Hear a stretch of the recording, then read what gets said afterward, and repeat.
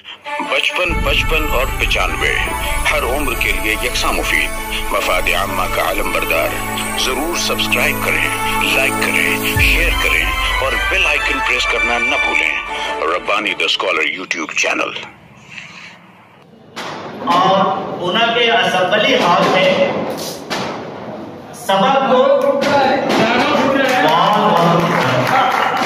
یہاں پر تقریب کا یہاں پر اجرا ہو رہا ہے حسین عاجز صاحب کا، ان کے چند اشعار میں آپ کے سامنے پیش کرنا چاہوں گا، جو کہ آپ بھی طرز مزہ کے زبردست شاعر ہیں، اور اس کتاب کو مرتب کرنے میں کیونکہ میں دیکھا ہوں محمد حسین عاجز صاحب کے اشعار بکھرے ہوئے تھے، انہیں یکجا کر کے کتابی شکل دینے میں اسماعیل وفا صاحب کی جو آج کی محفل کے صدر ہے کہ بہت ساری کاوشیں ہیں، اور میں نے جتنا اس کو دیکھا میرا خیال ہے کہ سراج اور یا صدیقی وغیرہ کے سوا اور کوئی ان کو اتنا اچھا نہیں جانتا ہوگا جتنا میں نے ان کو دیکھا ہے۔ یہاں پر مجھ سے یہ کہا گیا تھا کہ ایک بات پہلے بتا دوں، میں اس کو ادب سے بول ہی نہیں سکتا کہ ان کی شاعری کو بہت اچھے جو میں یہی بولوں گا کہ حسین بہت اچھا آدمی تھا۔ میں حسین کیسا تھا اس کی شاعری کے بارے میں مجھ کو بولنا تھا، تو میں اس کی شاعری کے بارے میں بھی انہوں نے ایک شعر پڑھا ان کا، جوائی نبی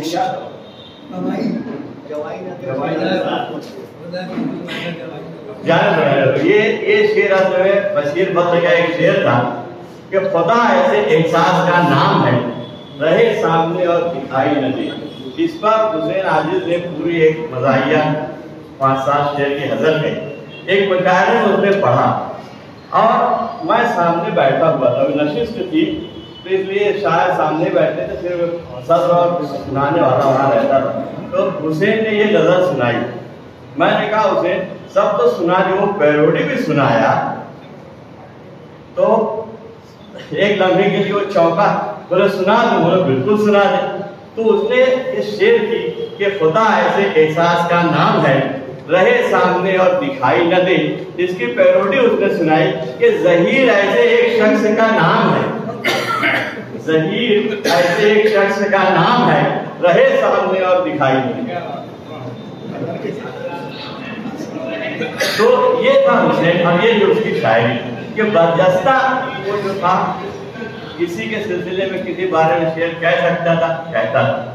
دوسری بات یہ کہ اس سے ایک دفعہ بات ہوئی تو اس نے کہا کیا شاعر اس لیے میں بن گیا ہوں کہ ایم اے تک نہ مجھ کو شاعری پڑھنا پڑی، اور جب آدمی ایم اے تک پڑھتا ہے تو لامحالہ شعر کہنے لگتا ہے، کیونکہ مجھ کو دلچسپی تھی۔ بولے لیکن حسین تیرے گھر میں تو، بولے یہ مت بول کہ میرے گھر کوئی شاعر نہیں، میرا بڑا بھائی نثار بھیا وہ بھی بہت اچھا مزاحیہ شاعر تھا، اس نے بھی بہت شعر لگی، مشاعرے میں نہیں پڑھا لیکن اس کی مزاحیہ کلام جو اس سے وہ اخبارات میں چھپا کرتے ہیں۔ بہرحال یہ اس کے شاعری کی ابتدا ہے، پہلی بات۔ دوسری بات یہ کہ وہ جب شعر کہتا تھا تو اس میں خاص بات ہے چونکہ وہ اس سے واقف تھا کہ شعر میں کیا کیا غلطیاں ہونا چاہیے، کیا نہیں ہونا چاہیے، کیسے اس کو بحر وغیرہ کی بہت معلومات تھی اس کو۔ ایک بات خاص طور پہ بتاؤں اس کی شاعری کے سلسلے میں یا اس کی استادی کے سلسلے میں کہ شہر میں بہت سارے ایسے شاعر ہیں، کچھ انتقال کر گئے، کچھ حیات ہیں، جو بغیر حسین کو اپنے کلام بتائے کہیں مشاعرے پڑھتے نہیں، لیکن جب مشاعرے پڑھتے تو یہ بولتے تھے کہ معاف کیجیے گا، یہ میرا قدرتی عطیہ ہے اللہ کی طرف سے، میں نے کسی سے اصلاح تک نہیں کی۔ مشورہ لینا بھی جو اصلاح کے برابر ہوتا ہے، اعتراض کر لینا چاہیے تھا، تو انہوں نے حسین عاجز کو اپنا کلام بتایا۔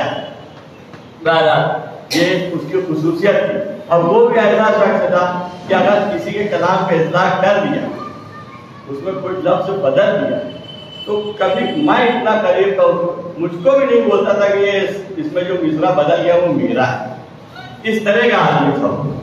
اس نے بہت کئی لوگوں کے، یا ایک مثال میں دوں، میں اگر خود کوئی ارجنٹ کچھ لکھنا رہتا تھا اب اشفاق گنجی کے پاس نہیں پہنچ پاتا تھا. یہ ہم لوگ روز شام کو آتے ہی تھا حسین, وہ آتا تھا تو حسین اس کو دیکھ لے اللہ شام نامہ میں دے دینا ہے کل اس کو.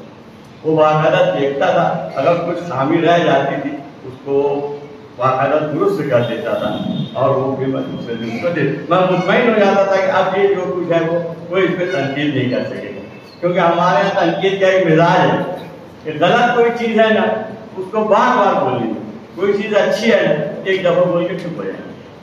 تو حسین کا یہ مزاج تھا, یہ اس کی شاعری تھی. تیسری بات ایک اور بتا دوں اس کی شاعری کے سلسلے میں,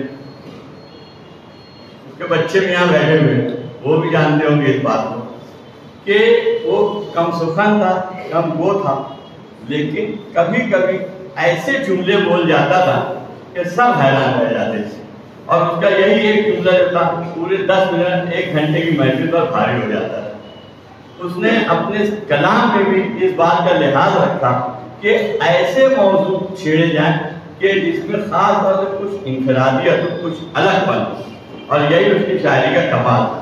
صرف ایک خرابی اس کے اندر بھی تھی, وہ میرے اندر بھی ہے کہ ہم لوگ اسٹیج پر ویسے نہیں پڑھ پاتے جیسے ہمارا مختار یوسف پڑھتا ہے.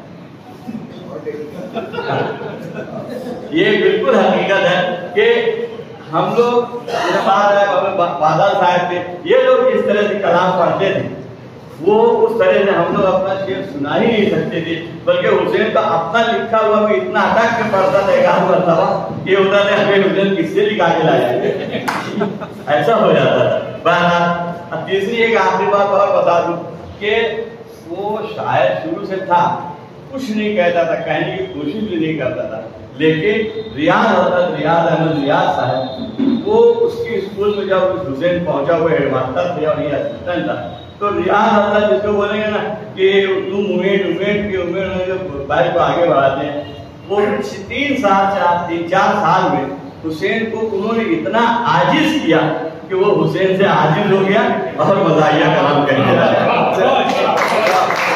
تو کبھی کبھی ایسا ہوتا ہے کہ ان کے بار بولنے سے, یہ اسماعیل صاحب نے مجھ پہ اس کی کتاب جب مجھ کو چھپ رہی تھی اس سے پہلے مجھے بتایا, تو اس میں کہا حضرت یہ لفظ کیا ہے. ریاض حضرت کا وہ مصرع دیا ہوا تھا اور انہوں نے کہا تھا کہ ایسے الفاظ لطیف قافیوں نے استعمال کرو کہ جو مزاحیہ ہو اور لوگوں کو سمجھ میں آئے, لوگوں کو لگے کچھ نیا پن. وہ ایک لفظ تھا تھتوڑیا, میرا خیال آج کوئی نہیں جانتا وہ اس کا مطلب کیا. تھتوڑیا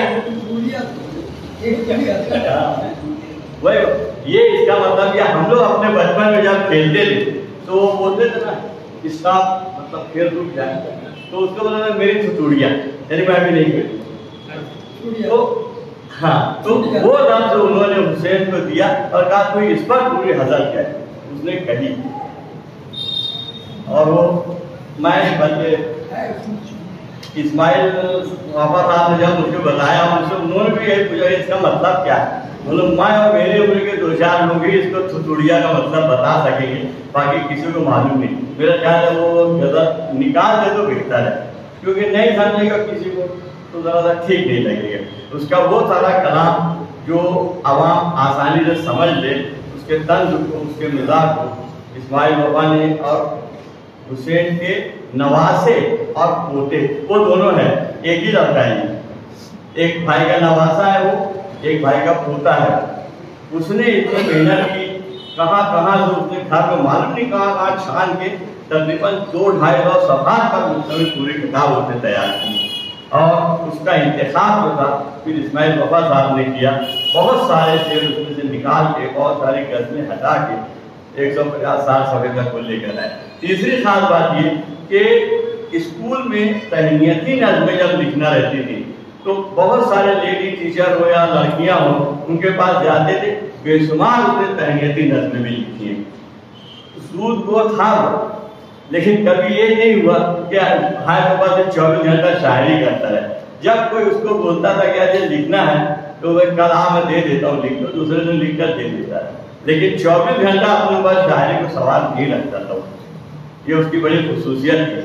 کچھ لوگ ایسے ہوتے ہیں کہ جہاں کو آدمی ملے یہ سن تو دے کہ غزل ہوتی ملی, کبھی حسین نے یہ خود سے کہا ہی نہیں, उसको गले पढ़ना पड़ता था, अगर कुछ शेर कहा और सुनाया तब वो सुनाता था।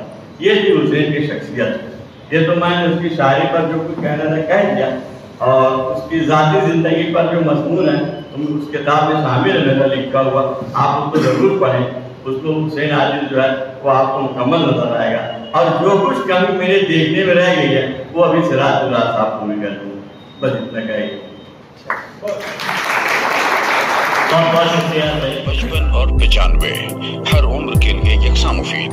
मफाद आम्मा का आलम बरदार। जरूर सब्सक्राइब करें, लाइक करें, शेयर करें और बेल आइकन प्रेस करना न भूलें।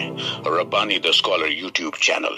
Rabbani the scholar YouTube channel इल्मी, अदबी, दीनी, मिल्ली, समाजी, सकाफती, तहजीबी, फलाही, तिब्बी, फन्नी, माशी, तिजारती, माशरती, इंतजामी, इनकलाबी, तहरीकी, तहकीकी, तकनीकी, तफ्तीशी, तामीरी, तालीमी व मालूमाती यूट्यूब चैनल जरूर सब्सक्राइब करें, लाइक करें, शेयर करें और बेल आइकन प्रेस करें।